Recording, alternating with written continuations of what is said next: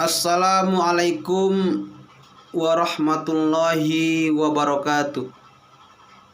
Perkenalkan, nama saya Amidun, NIM 0101182104, semester 7, jurusan Komunikasi dan Penyiaran Islam, Fakultas Dakwah. Ini tugas memenuhi mata kuliah praktikum retorika dakwah, yaitu tugas praktek ceramah. Yaitu pada kesempatan kali ini saya akan membawakan judul atau tema, yaitu Isra wal Mi'raj Nabi Muhammad Rasulullah SAW. Baik, saya akan mulai. Assalamualaikum warahmatullahi wabarakatuh. Alhamdulillahi rabbil alamin, wassalatu wassalamu ala asyrafil anbiya'i wal mursalin wa ala alihi wa sahbihi rasulillahi ajma'in. Asyhadu an la ilaha illallah wahdahu la syarikalah wa asyhadu anna Muhammadan abduhu wa rasuluhu allazi la nabiyya ba'da. Pertama dan utamanya sekali, marilah kita memanjatkan puji dan syukur kita atas kehadiran Allah Subhanahu wa taala yang telah melimpahkan rahmat, taufik dan hidayahnya kepada kita semua sehingga kita bisa bertemu dengan bulan yang penuh berkah. Selawat serta salam semoga tetap terlimpahkan atas junjungan kita Nabi Muhammad Rasulullah SAW, pada keluarga dan para sahabat beliau, serta semua pengikut ajaran beliau.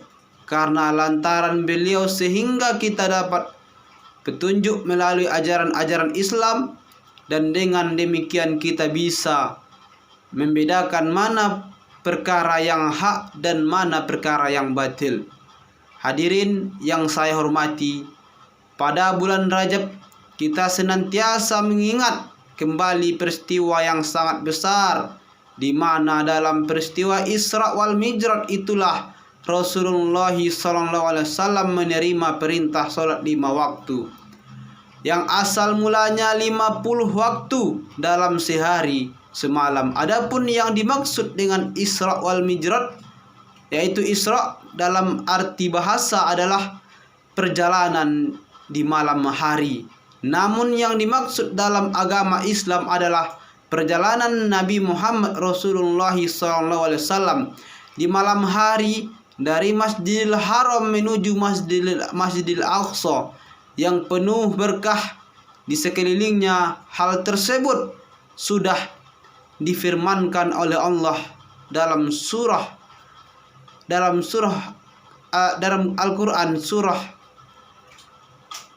Al-Isra ayat 1, yang artinya, Maha suci Allah yang telah memperjalankan hambanya pada suatu malam dari Al-Masjidil Haram ke Masjidil Aqsa yang telah kami berkahi sekelilingnya, agar kami perlihatkan kepadanya sebagian dari tanda-tanda kebesaran kami. Sesungguhnya Dia adalah Maha mendengar lagi Maha mengetahui. Maksudnya, Al-Masjidil Aqsa dan daerah-daerah sekitarnya dapat berkat dari Allah dengan diturunkan nabi-nabi di negeri itu dan kesuburan tanahnya. Hadirin sekalian yang berbahagia, setelah kita perhatikan sejak tentang ayat Al-Quran tersebut, maka kita bisa ambil kesimpulan bahwa apa yang difirmankan oleh Allah tersebut telah terbukti seperti kita saksikan pada zaman sekarang ini, yakni di sekeliling Masjidil Haram benar-benar diberkati dengan rezeki yang melimpah serta kewibawaan yang luar biasa, sehingga setiap tahun berduyun-duyun orang mengunjungi untuk menunaikan ibadah haji sebagaimana yang kita saksikan sekarang ini. Adapun yang dimaksud dengan Mi'raj menurut arti bahasa adalah naik ke atas dengan menggunakan tangan. Namun yang dimaksud menurut syariat agama Islam adalah Allah menaikkan Rasulullah dari Masjidil Aqsa sampai Siratul Muntaha, yaitu suatu tempat yang paling tinggi yang tak akan mampu manusia manapun sekalipun menggunakan alat-alat canggih dalam kemajuan teknologi yang serba canggih ini. Selain Rasulullah yang telah dikehendaki oleh Allah Subhanahu wa taala, di sanalah beliau menerima perintah salat 5 waktu yang semula 50 waktu dalam sehari semalam, namun dengan kemurahan Allah dimohon keringanannya hingga tinggal 5 waktu yang tidak mengurangi pahalanya. 5 waktu 50 kali tersebut yang wajib dikerjakan oleh beliau beserta segenap umat beliau.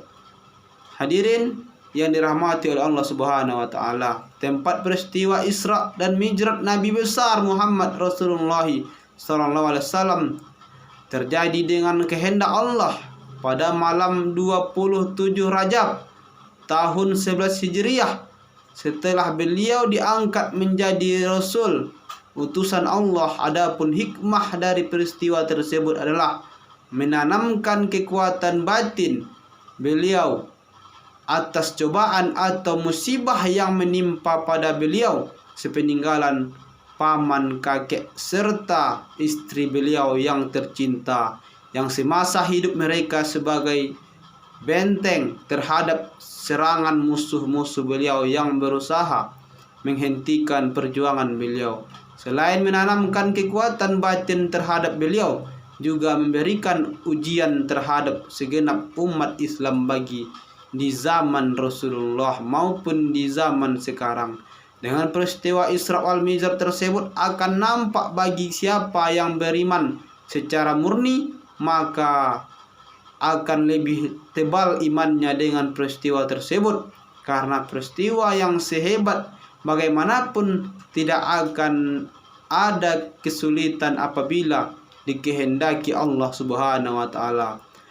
Dan bagi orang yang imannya tipis akan berubah menjadi murtad karena tidak percaya dengan peristiwa Isra wal Mi'raj tersebut. Apabila dipikir dengan akal, dengan demikian marilah kita pandai-pandai mengambil istibar atau contoh yang baik, yaitu mempertebal keimanan kita dengan mengembalikan semua kejadian yang tersebut maupun akan mudah terjadi dengan kehendak serta kekuasaan Allah Subhanahu wa taala.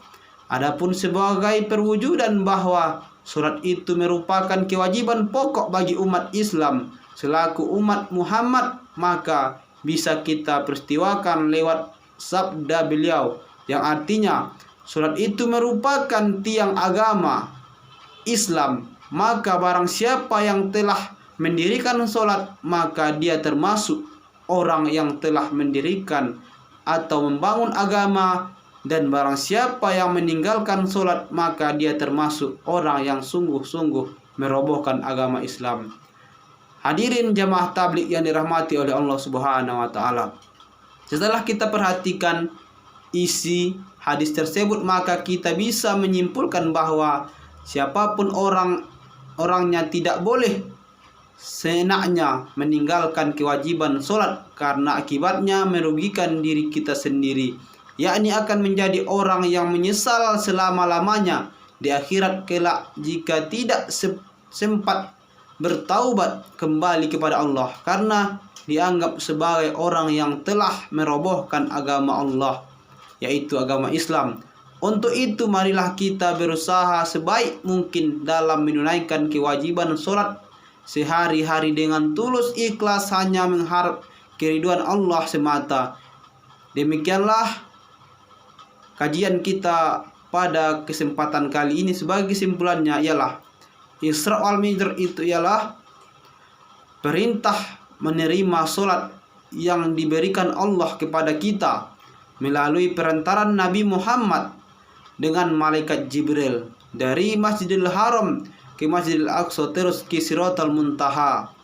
Jadi kita jangan sering meninggalkan solat. Marilah kita untuk meningkatkan ketakwaan kita. Kita kerjakan ibadah kita, kita kerjakan solat kita, kita perbaiki solat kita, dan kita kerjakan 5 waktu sehari semalam. Jemaah tabligh yang dirahmati oleh Allah Subhanahu wa taala. Mungkin itu saja akhirul kalam. Nasrum minallahi wa fathun qarib wa basyiril mu'minin. Assalamualaikum warahmatullahi wabarakatuh.